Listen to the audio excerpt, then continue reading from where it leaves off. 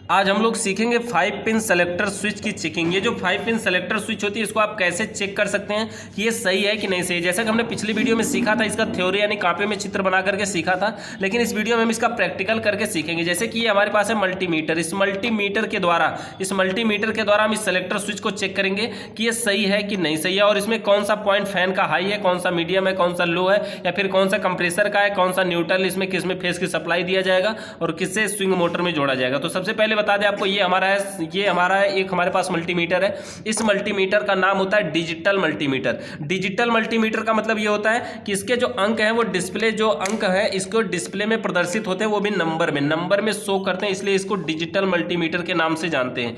ये जो मल्टीमीटर, इसको ऑन करने का जो पोजीशन है, देखिए सबसे ऊपर का पोजीशन ये ऑफ है, और इसको ऑन कहाँ करना है, ऐसे राइट में लेके आना है और सबसे नीचे सीधा उल्टा करना, और सबसे नीचे के एक पॉइंट पहले यहाँ पे स्पीकर का निशान बना होता है, और यहाँ पे कंटिन्यूटी चेक करने का ये पॉइंट होता है। तो यहाँ पे इसको ऑन करना, और ये सही जगह ऑन हुआ है कि नहीं ये देखने के लिए जो मल्टीमीटर के जो दोनों तार हैं, इन दोनों तारों को अगर हम डायरेक्ट आपस में टच कराते हैं, इसके डिस्प्ले के नंबर में कुछ बदलाव आता है, और इसके अंदर एक स्पीकर लगा होता है, उस स्पीकर से कुछ आवाज आती है। देखिए जैसे इस प्रकार से हम इसको चेक करेंगे और दोनों पॉइंटों को टच कराएंगे तो आवाज आएगी। इसका मतलब है कि ये पॉइंट सही है, कंटिन्यूटी मिल रही है, यहाँ से हम सप्लाई सही, मतलब कि यहीं से हम कंटिन्यूटी चेक कर सकते हैं।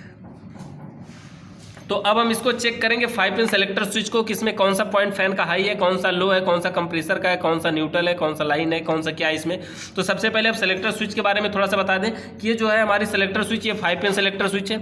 इसमें देखेंगे कि सबसे ऊपर जो है वो 2 पॉइंट है तार जोड़ने के लिए, जिसमें एक पॉइंट का नाम होता है एन और दूसरे पॉइंट का नाम होता है यल। एक का नाम होता है एन और दूसरे का नाम होता है यल, जो कि इस पर लिखा होता है, ये पॉइंट एन है और एन और यल लिखा होता है। ये जो एन और यल पॉइंट होते हैं, ये दोनों देखिए वैसे तो दिखने में अलग अलग हैं, लेकिन अंदर से ये दोनों के दोनों पॉइंट डायरेक्ट होते हैं, यानी एक में सप्लाई देंगे आप दूसरे से आउट करवा सकते हैं। सेलेक्टर स्विच का नोब या ऑन हो चाहे ऑफ हो, किसी भी पोजीशन में हो, लेकिन ये दोनों पॉइंट एक में आपस में डायरेक्ट होते हैं। उसके बाद देखिए जैसा कि नीचे 3 पॉइंट इसमें है, ये 5 पिन सेलेक्टर स्विच है। तो 6 पिन सेलेक्टर स्विच के लिए भी देखिए, जैसे इसमें देखेंगे कि एक पॉइंट इसमें जगह बना होता है, जगह तो बना होता है लेकिन इसमें पिन नहीं होती है। तो ऐसा मत समझिए कि इसमें से पिन निकाल लिया गया या कुछ कर दिया गया, तो ऐसा नहीं, ये पिन इसमें होती ही नहीं है और इसी तरह से ये आती है, इसमें पिन शुरू से नहीं होती है। ये ऐसा बना क्यों होता है, क्योंकि जो इसका प्लास्टिक का जो मॉडल कंपनी तैयार करती है, तो मॉडल में वो 6 पिन और 5 पिन का जो मॉडल है एक ही तैयार करती है, बस इसके अंदर से पिन एक कम कर देती है। जबकि ये चेकिंग भी लगभग सेम है, जो 3 या 4 बार घुमाने की बात है वो सब सेम है।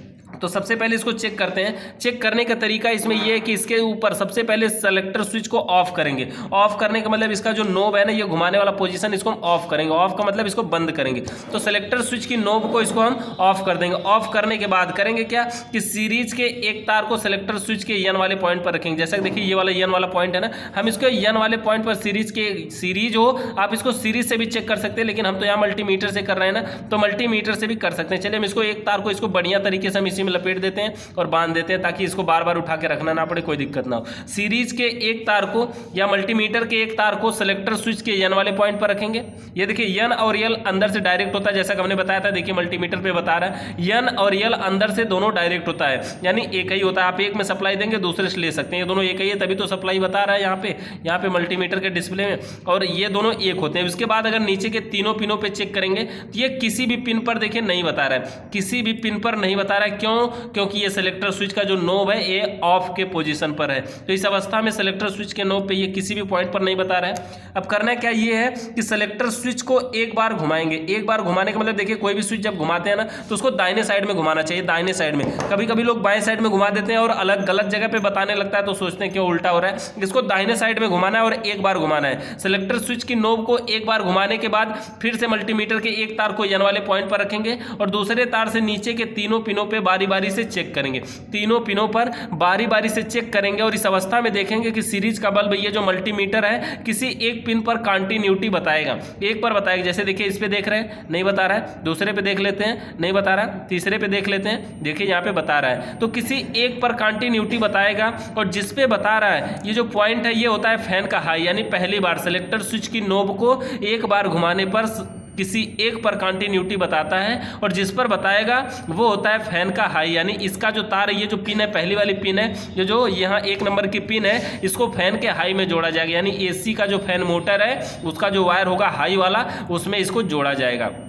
उसके बाद अगर इतना बता रहे हैं तो समझिए कि हाई वाला पॉइंट सही है। उसके बाद क्या करना है, ये जो सेलेक्टर स्विच की नोब है इसको दूसरी बार घुमाना है। दूसरी बार घुमाने के मतलब फिर से दाहिने साइड एक बार और इसको घुमाएंगे, और अब इसको नोब को दूसरी बार घुमाने के बाद फिर से मल्टीमीटर के एक तार को एन पे रखेंगे जैसा कि हमने डायरेक्ट लगा दिया पहले से, और दूसरे तार से तीनों को बारी बारी से चेक करेंगे। और जब तीनों को बारी बारी से चेक करेंगे ना तो इस अवस्था में देखेंगे कि जो ये मल्टीमीटर है किसी दो पिनों पर बताएगा। पहली बार तो किसी एक पर बताया था, जिस पर बताया वो हाई हुआ, और दूसरी बार किसी दो पिनों पर बताता है जिसमें एक होता है फैन का लो और दूसरा होता है कंप्रेसर का। एक होता है फैन का लो और दूसरा होता है कंप्रेसर का। जैसा कि देखिए पहले वाले हाई पे बताया था, तो एक नंबर पे देखिए इस पे अब नहीं बता रहा है। इसके बगल वाले पॉइंट पे देखते हैं, देखिए यहाँ भी बता रहा है, और इसके भी बगल वाले पॉइंट पे देखते हैं, देखिए यहाँ भी बता रहा है, यानी इन दोनों पे बता रहा है। तो वैसे भी इसमें एक फैन का लो है और एक कंप्रेसर का, लेकिन कौन सा लो है कौन सा कंप्रेसर का है ये पॉइंट अभी नहीं पता चल रहा है कि इसमें कौन सा लो और कौन सा कंप्रेसर का है, ये पॉइंट अभी नहीं पता चल रहा है। अगर ये भी जानना चाहते हैं तो इसको जानने के लिए हमें करना क्या होगा कि सेलेक्टर स्विच की नोब को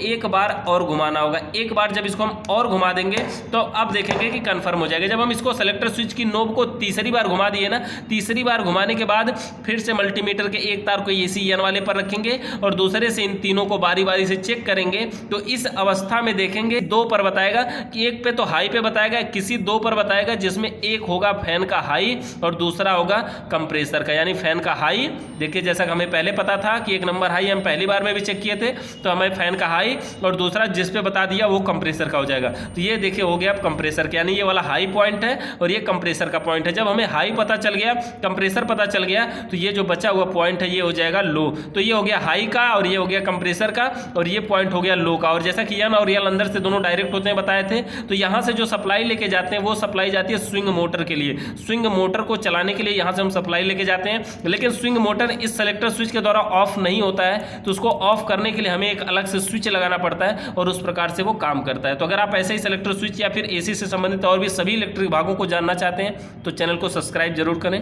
धन्यवाद।